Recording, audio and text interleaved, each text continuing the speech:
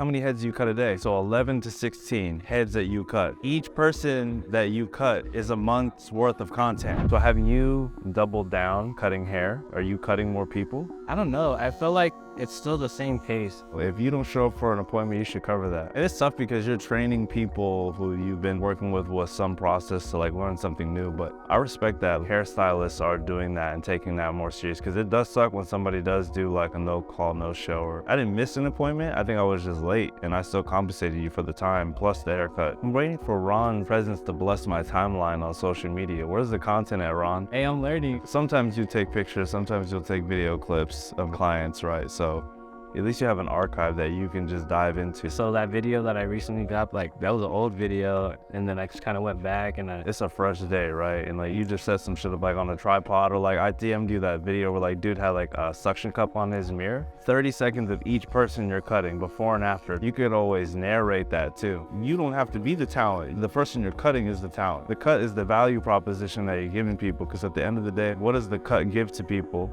Makes people confident. People can see your skill set through the cut without you even having to talk or really do anything. And they understand that. Like that's just basic communication, like okay, before and after. And that's like a satisfying thing to see. You transform that person. How can I book a session with you? I can share this video with somebody, inspire somebody else. And then from there, you just start building a community of people, and it's divided between who your customers are and then who your actual fans are as you as a barber. Even if you don't even edit it right now, bro. Like something that I'm trying to figure out right now, delegating out that work, because I could go on a platform like Upwork or Fiverr, hire somebody, or I could reach out to my community and be like, hey, who wants to edit some videos for me? The budget just has to make sense for me. What are you cutting up for me that is going to be valuable enough? Because I don't get paid up for every piece of content I put up. Not everything's a brand deal. Not everything is monetized, especially on YouTube. So I have to figure out how to manage that money to make it work. But if I looked at an opportunity in like the Philippines, there's probably a kid there who is very much like skilled in being able to do that for me, right? At a more affordable cost, but it'll make sense for him in that economy. Outside of this, right, it's like this is all earned income. You sitting here cutting your hairs every day, if you don't show up, if you get sick, it's earned income, versus other ways that you can set up a second revenue stream is passive, right? Like the clothing can be passive. You have a team of people that can fulfill the orders for you, so you don't actually have to do something. But outside of that, it's like if you upload it to YouTube, you're passively making money some way. You could only focus on getting brand deals, but it's not very helpful to do that, because let's just say you make a couple G's or a couple $100s depending on your audience size, you still have to wait 30 to 60 days to get paid on that. So in 30 to 60 days, if you divide that by whatever you're getting paid, it's actually not that much money, because you have to pay taxes on it, so you gotta put some money away. Then on top of that, you got all of your expenses that you gotta worry about. How many heads do you cut a day? So 11 to 16 heads that you cut. Each person that you cut is a month's worth of content. Maybe one might be a carousel showing the before and after of how their cut looked like. Right, so it's a photo. You get a photo for each person, and then the second one is you get the video. But then the third piece of content that you get from that person is, what if you combine all of the cuts that you did that day?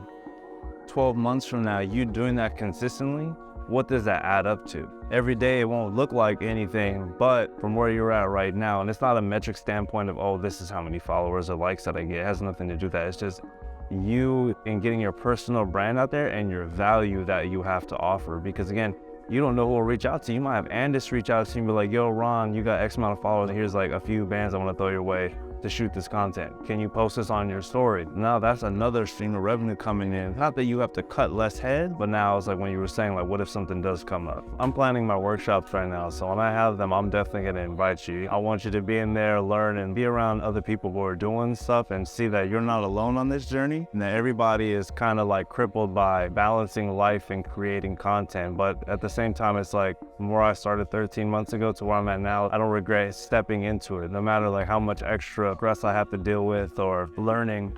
The amount of people that I've helped impact, that purpose, that's really what you're doing it for. Because why you cut hair now isn't just I gotta wake up and do my job. It's like there's purpose behind it. You love making people feel confident. You love hearing people say like, bro, like this cut is fresh, where'd you get it done at? Opening doors for people. Like on social media, you see people copy your content or like do things that you do, but then you gotta realize them doing what you did just opened a door for them to do something just like you did for like the people that cut here. But you've been cutting hair for how long? 20 years, but you got this spot 3 years ago, 5 years, right? You got 2 years to make up to get to that 5-year mark. And you might feel like, damn, bro, like I could have did this like 3 years ago or whatever, but it's never too late. Right now is actually a better opportunity to get into doing it because there's so much more discoverability. Your son is low-key a better editor than you, bro. Airdrop him some videos and be like, here, Jaren, I'll give you $100 if you can edit 30 videos for me, bro.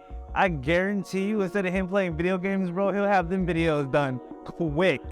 Instead of him playing video games, this man is gonna be sitting here editing videos, making money.